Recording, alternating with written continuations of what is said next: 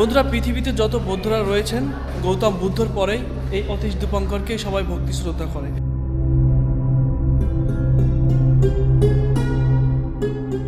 এখানে ছিল সুপরিকল্পিত এক নগর, নাটেশ্বর।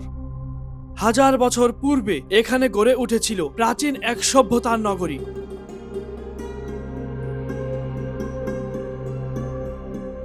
সুদূর থেকে জ্ঞানীগুণী মানুষেরা এখানে আসতেন পড়তে এবং পড়াতে।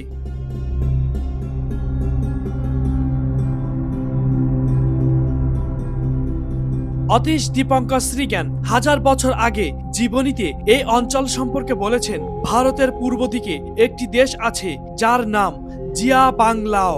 সেই নগরে হাজার হাজার ভবন রয়েছে। নগরের প্রাসাদটি সোনার অলংকারে সাজানো। অবিশ্বাস্য হলেও সত্য, এই সেই নগরী, এই সেই দেশ।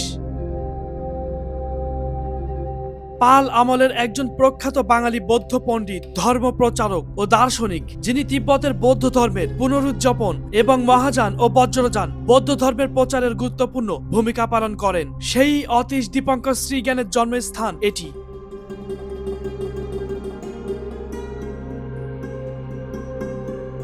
হাজার বছর আগে এই বিক্রমপুর তথা আজকের মুন্সিগঞ্জ ছিল বাংলার রাজধানী। এখানে শাসন করেছেন দেব, চন্দ্র, বর্ম এবং সেনরাজ বংশ, যা 1223 খ্রিস্টাব্দ পর্যন্ত টিকে ছিল। অতীশ দীপঙ্করের জন্মস্থানের মন্দির নগরটিতে 25,000 বৌদ্ধ মন্দির ছিল বলে জানা যায়। নাটেশ্বরে প্রাপ্ত পিরামিড আকৃতির স্থাপনাটিকেই অতীশ দীপঙ্কর তার সাধনস্থল বা ধর্মপ্রচারের কেন্দ্র হিসেবে ব্যবহার করতেন বলে ধারণা করা হয়।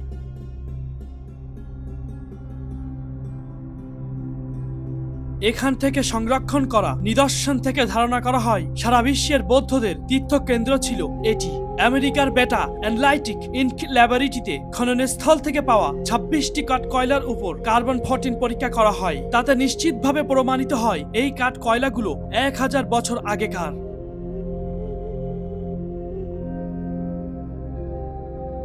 নাটেশ্বরে এ পর্যন্ত মোট 16টি স্তূপ আবিষ্কৃত হয়েছে। বাংলাদেশের একমাত্র পিরামিড আকৃতির স্তূপ এবং বিশাল অষ্টভুজ আকৃতির স্তূপের ধ্বংসাবশেষ এটি।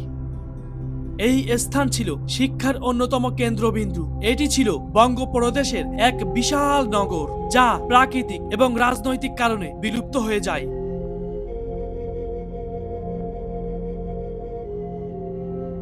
এই নাটেশ্বরে পরিত্যক্ত স্থাপনার ওপর নতুন স্থাপনা নির্মাণের প্রমাণও পাওয়া যায়। এভাবে মাটির 7 মিটার গভীরতায় নাটেশ্বরে 5টি নির্মাণ যুগের আভাসও পাওয়া যায়। 2012 সাল থেকে নাটেশ্বরের দেউলে প্রত্নতান্ত্রিক গবেষণায় মাটির নিচ থেকে প্রাচীন মানব বসতির চিহ্ন আবিষ্কৃত হয়। প্রত্নতান্ত্রিক খননে এখানে মাটির নিচ থেকে রান্নার হাঁড়ি, গামলা, পানির পাত্র, প্রদীপ প্রভৃতি পাওয়া যায়। নাটেশ্বরে প্রাপ্ত স্তূপগুলোর মধ্যে 4টি করে স্তূপ একটির সঙ্গে আরেকটি পারস্পরিক সম্পর্কিত।